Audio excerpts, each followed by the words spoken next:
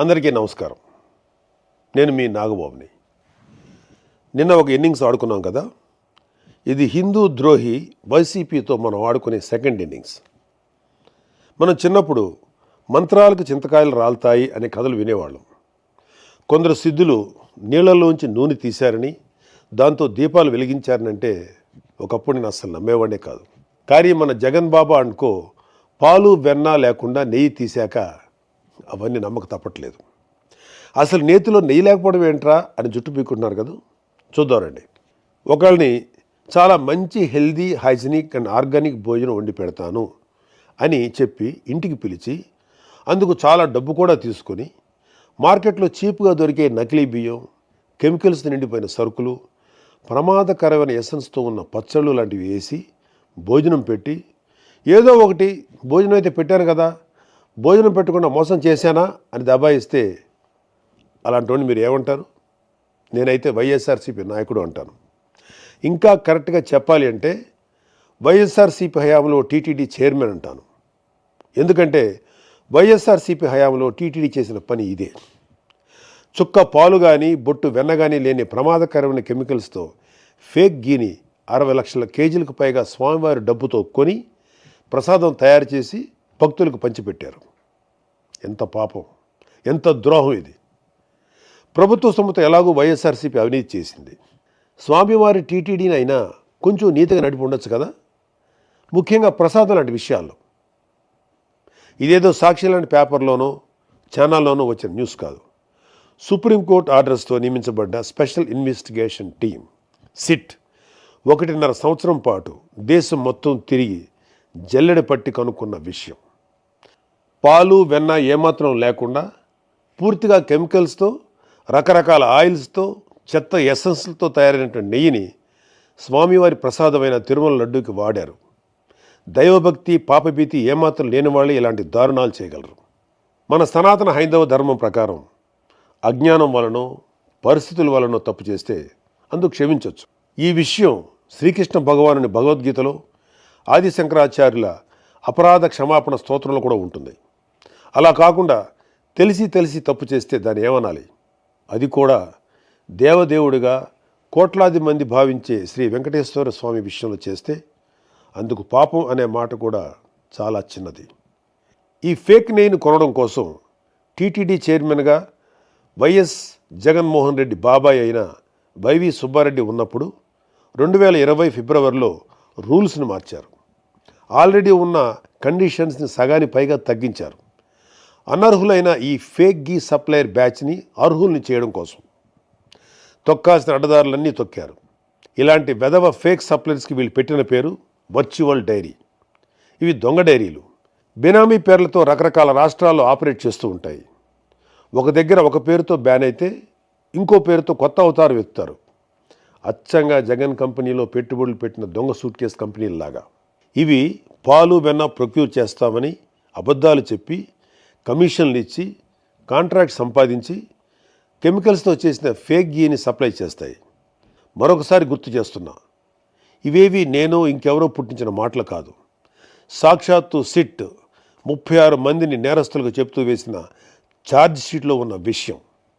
నేను వైవి సుబ్బారెడ్డి పేరు ఏదో రాజకీయ అక్కస్తో తీయలేదు. అతని పిఏని సిట్ అధికారులు అరెస్ట్ చేసి విచారిస్తున్నారు. ఊరికినే కాదు, ఆధారాలతో. ఇవన్నీ ముందు చెప్తాను.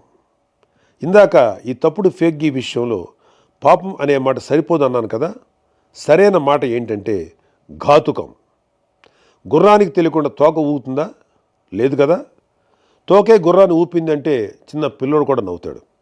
అలానే 24/7 వైవి సుబ్బారెడ్డి దగ్గర ఉండే తన ప్రైవేట్ పిఏ అప్పన్న ఆయనకు తెలియకుండానే టీటీడీకి ఆ ఫేక్ గీ సప్లై చేసే వాళ్ళను దేశం మొత్తం తిరిగి కేజీ ఫేక్ గీకి 25 రూపాయల చొప్పున కోట్ల రూపాయలు వసూలు చేస్తుంటే వైవి సుబ్బారెడ్డి గారికి తెలియకుండానే ఉందంటే నువ్వు అబద్ధమైనా చెప్పు ఉండాలి, లేదా పిచ్చోడమైనా అయి ఉండాలి. మనందరికీ తెలిసి సుబ్బారెడ్డి మానసిక స్థితి 2020 నుంచి ఇప్పటి వరకు బాగానే ఉంది. స్వచ్ఛమైన నెయ్యి, పోనీ చాలా వరకు సహజమైన నెయ్యి సప్లై చేసి ఎవరూ కూడా కేజీకి ఇంత డబ్బు అని చైర్మన్ ప్రైవేట్ పిఏకి కోట్లు కమిషన్ ఇస్తాడా? ఒక ప్రైవేట్ పిఏ అయిన అప్పన్నని జైల్లో పెట్టిన సిట్ 36 మందిని నేరస్తులుగా ఛార్జ్షీట్లో పెట్టిన సిట్, మొత్తం 250 కోట్ల రూపాయల స్కామ్ జరిగింది అని చెప్పిన సిట్ ఎందుకు అప్పటి చైర్మన్ వైవి సుబ్బారెడ్డి పేరును ఛార్జ్షీట్లో పెట్టలేదు, అసలు జైల్లో ఇంకా ఎందుకు పెట్టలేదు అని రోజు జనాలు అడుగుతున్నారు. ఒక ఎమ్మెల్సీగా నన్ను ప్రభుత్వ వేదికల్లో అడగమంటున్నారు. అడుగుతాను, మీ దగ్గర రివర్స్ టైం మిషన్ ఉందా? వైఎస్ఆర్సీపీ వాళ్ళ దగ్గర, ముఖ్యంగా టీటీడీ చైర్మన్గా చేసిన వాళ్ళ దగ్గర ఉంది. అది ఎలా? ఆశ్చర్యపోతున్నారా? సాధారణంగా కాలం గడిచే కొద్దీ వస్తువుల ధరలు పెరుగుతూ పోతాయి కదా, కానీ వైఎస్ఆర్సీపీ హయాంలో టీటీడీలో మాత్రం ధరలు తగ్గుతూ పోయాయి. మరీ ముఖ్యంగా నెయ్యి ధర 2020లో 600 రూపాయల నుంచి 423కి తగ్గింది. 2022లో 400 నుంచి 319కి తగ్గింది. మనందరం ఇళ్లలో నెయ్యి అంతో ఇంతో వాడేవాళ్ళమేగా. స్వచ్ఛమైన ఆవు నెయ్యి కేజీ ఎక్కడైనా 423కి లేదా 319కి దొరకటం మీరు ఎక్కడైనా చూసారా? ఎన్ని కేజీలు బల్క్గా కొన్నా కూడా సుమారు 700 రూపాయలు కేజీగా ఉండే నెయ్యి 423కి, 2 ఏళ్ల తర్వాత 319కి రాదు కదా. అంత తక్కువ ధరకు నెయ్యి దొరుకుతుందంటే అది నెయ్యే కాదు అని అర్థం. ఈ విషయమే సిట్ నిర్ధారించింది కూడా. అసలు అది నెయ్యే కానప్పుడు కల్తీ జరిగిందని ఎలా అంటారు అనే మేధావులు కూడా వైసీపీలో ఉన్నారులేండి. అది వేరే విషయం. ఒక సాధారణ భక్తుడు నన్ను అడగమన్నది ఏంటంటే, అసలు వీళ్ళను తక్కువ ధరకు కొనమని చెప్పింది ఎవరు? పూజలు చేసే అర్చకులా? కాదు. కానుకలు ఇచ్చే భక్తులా? కాదు. మరి ఇంకెవరి మేలు కోసం ఈ నెయ్యి ప్రొక్యూర్మెంట్ ధరలు ఇంతలా తగ్గిస్తూ పోయారు? వాళ్ళ జేబులు నిండడం కోసం, పనికిమాలిన ఫేక్ గీని కమిషన్లు తీసుకొని ఎక్కువ కొనడం కోసం చేసిన పని. అడుగడుగునా ఇలాంటి దారుణాలు నెయ్యి విషయంలో చేస్తూ పోయి ఇప్పుడు ఏం కాలేదు కదా అని తిరిగి దబాయిస్తున్నారు. ఉల్టా చౌర్ కొత్వాల్కో డాంటే అనే సామెత ఇలాంటి వాళ్ళని చూసే పుట్టింది. ఒకసారి జరిగితే పొరపాటు, రెండోసారి జరిగితే యాదృచ్ఛికం, మూడోసారి కూడా జరిగితే కావాలని చేస్తున్నారు అని అర్థం. అసలు వైఎస్ కుటుంబం అధికారంలోకి వచ్చినప్పుడే టీటీడీ ఎందుకు వివాదాల్లో ఉంటుంది? ఈ విషయం ఇప్పటి జెన్జీ తరానికి తెలియాలి. అంటే కొంచెం గతంలోకి వెళ్ళాలి. వైఎస్ రాజశేఖర రెడ్డి టైంలో చూస్తే 100 ఏళ్లలో ఎప్పుడూ లేని విధంగా టీటీడీ పరిధిలో ఎన్ని కొండలు వస్తాయి అనే వివాదం మొదలెట్టారు.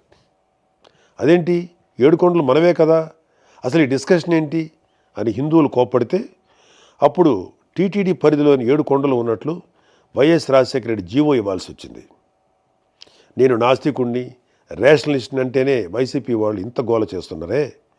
మరి వైఎస్ రాజశేఖర రెడ్డి ఒక నాస్తికుడు, ఒక రాడికల్ స్టూడెంట్ యూనియన్లో పనిచేసి బూతు సుప్రభాతాలు రాస్తూ హిందూ దేవుళ్ళని, ఆచారాలని అవమానిస్తూ వచ్చిన భూమన కరుణాకర్ రెడ్డి లాంటి వ్యక్తికి హిందువులందరూ వద్దు వద్దు అంటున్న టీటీడీ చైర్మన్గా ఎలా నియమించాడు? వైఎస్ జగన్మోహన్ రెడ్డి కూడా అధికారంలో ఉన్నప్పుడు అదే పని చేశాడు.